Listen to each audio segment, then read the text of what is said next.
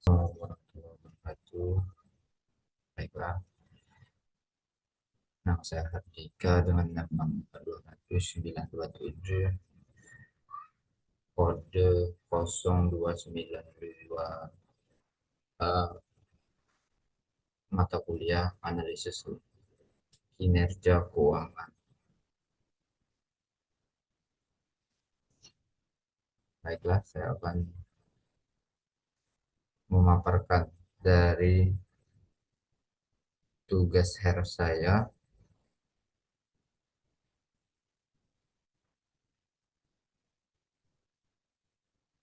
yang saya ambil dari KPU Head, yang saya ambil dari soal download ujian. Terima kasih kepada dosen pengampu yang telah memberikan tugasnya untuk hair saya, kepada Eka Dia Setia Ningsi SEMM yang terhormat. Soal hair analisis kinerja keuangan, yaitu cari laporan keuangan perusahaan yang dipublish atau sudah go public melalui laman situs resmi. Pencarian dapat dilakukan melalui laman www.go.id, www.idx.co.id, atau www.ojk.go.id,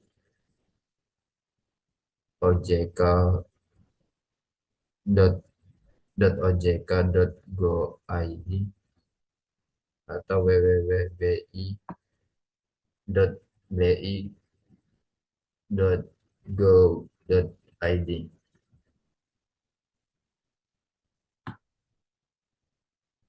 Berdasarkan tugas ini, saya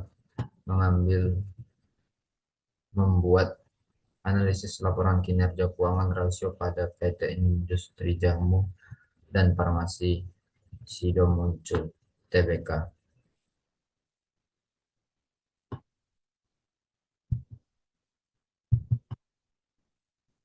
Belakang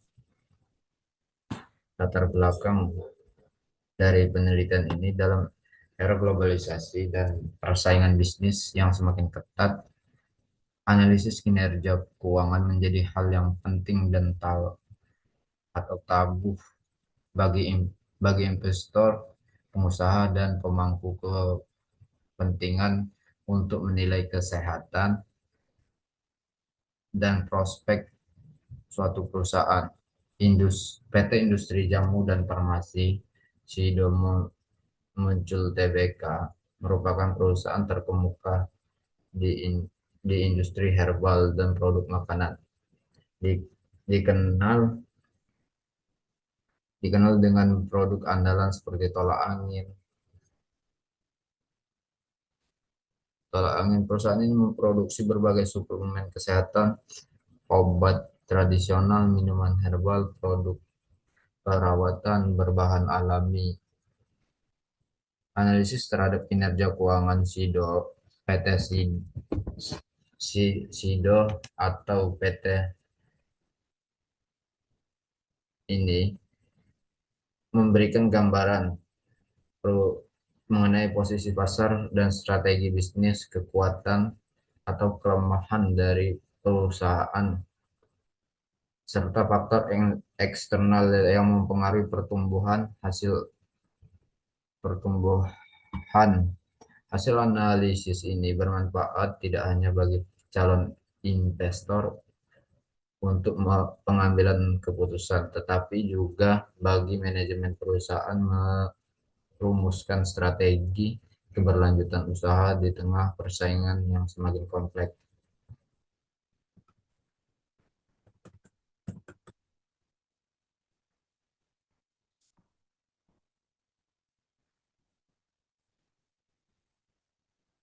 Berdasarkan perintah soal dari HER, yaitu saya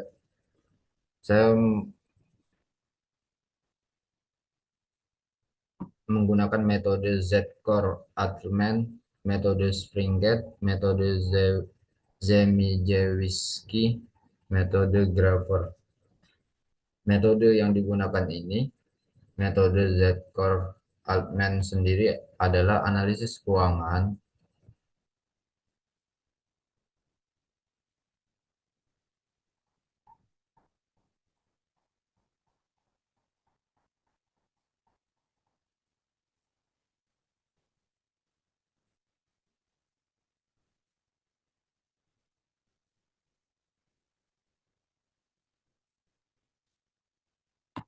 Analisis keuangan yang digunakan untuk memprediksi kemungkinan kebangkrutan perusahaan. Model ini menggabungkan beberapa rasio keuangan untuk menghasilkan skor kesehatan finansial perusahaan dan potensi resiko kebangkrutan suatu perusahaan. Metode Springate adalah metode untuk memprediksi potensi kebangkrutan perusahaan menggunakan kombinasi beberapa rasio keuangan yang diberi bobot berbeda. Metode Zimijewski adalah sebuah model analisis keuangan yang digunakan untuk memprediksi potensi kebangkrutan perusahaan. Model ini yang dikembangkan oleh Jawinski pada tahun 1984 menggunakan rasio keuangan tertentu untuk mengukur kinerja leverage,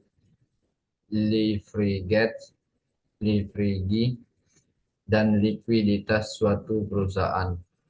Kemudian mengolahnya untuk menghasilkan skor yang menunjukkan kemungkinan perusahaan mengalami kesulitan keuangan atau kebangkrutan secara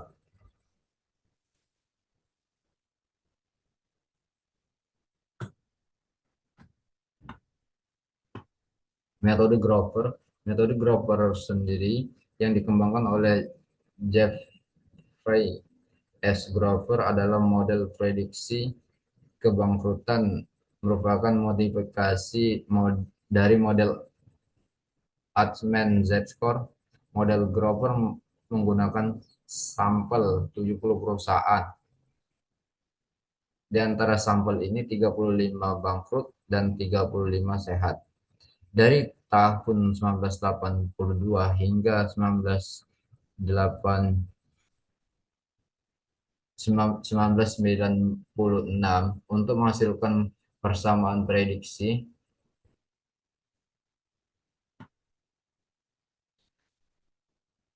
Selanjutnya rasio likuiditas. Rasio likuiditas atau current ratio satu mengukur kemampuan perusahaan membayar kewajiban jangka pendek dengan aset lancar. Dua, SIDO stabil di kisaran 3 sampai 4 menunjukkan aset lancar 3 sampai 4 kali lipat dari hutang.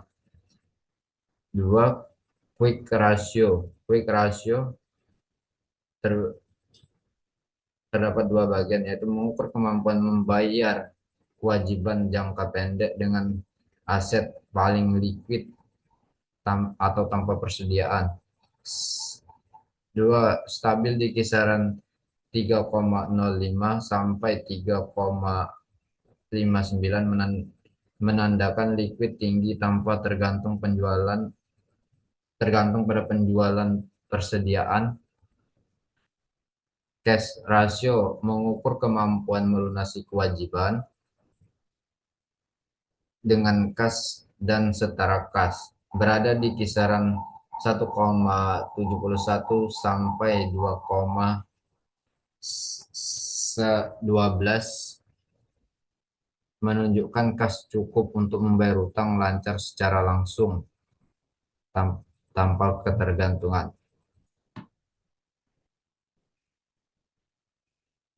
Rasio solvabilitas terbagi menjadi 4. Total debit ratio mengukur proporsi total aset dibiayai oleh hutang. 2. SIDO stabil di kisaran 0,3 sampai 0,16 menandakan ketergantungan rendah pada pendanaan utang. 2. Debit to equity ratio atau disingkat DER mengukur perbandingan utang terhadap ekuitas berada di kisaran 0,15 sampai 0,19 menunjukkan struktur pendanaan yang seimbang dan risiko keuangan rendah. Ketiga, equity multiplier menunjukkan proporsi aset yang dibiayai ekuitas stabil di kisaran 1,15 sampai 1,19, berarti sebagian besar aset dibiayai modal sendiri. Yang keempat itu times interest earned atau T, mengukur kemampuan membayar bunga dari laba operasional. SIDO sangat kuat, dapat dinilai 1.789 sampai 7.788 menandakan laba operasional melebihi beban bunga.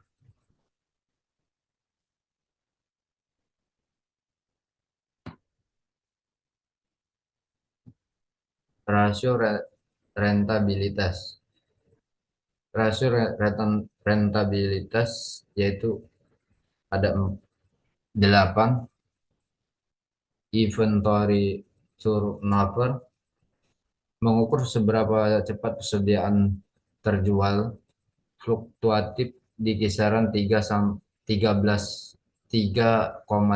sampai 4,83 kali, menunjukkan efisien manajemen perusahaan yang cukup baik.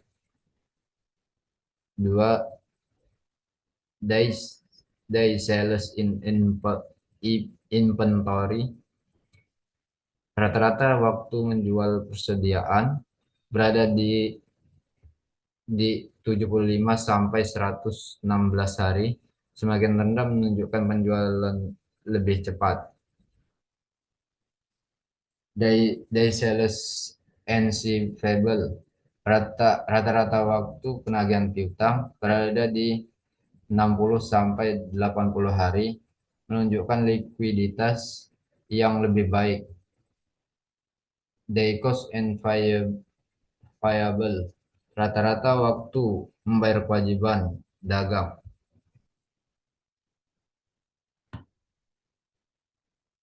berada di 38 sampai 49 hari, menandakan periode pembayaran yang sehat.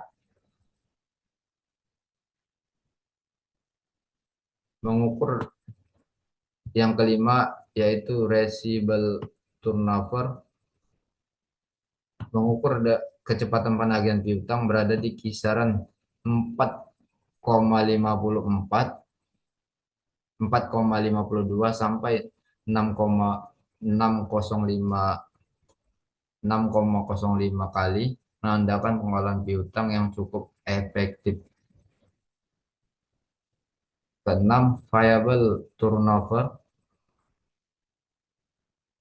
mengukur seberapa cepat perusahaan membayar utang dagang, berada di 3,34 sampai 9,44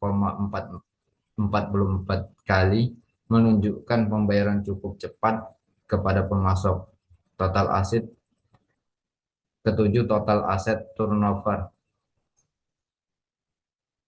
efisien aset menghasilkan penjualan berada di kisaran 0,86 sampai 0,98, cukup stabil.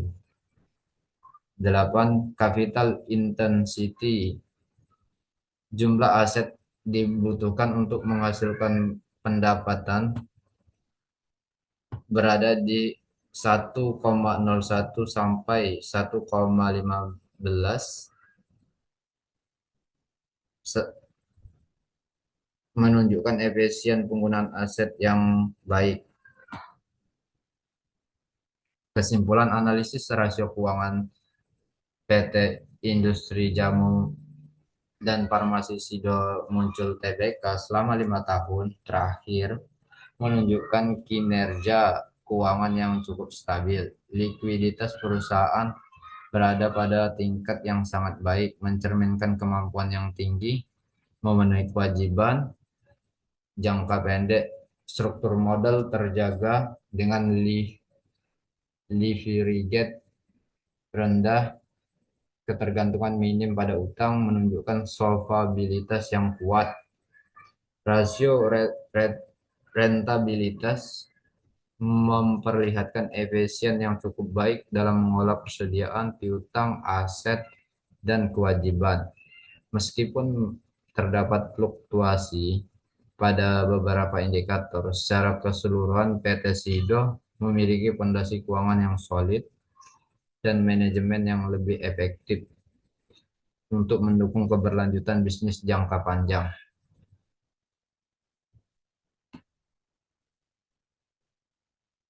Baiklah, kalau cukup sekian. Kalau ada salah kata dan hilap kata atau ada kekurangan dari laporan kinerja keuangan ini, mohon dimaafkan. Saya selaku murid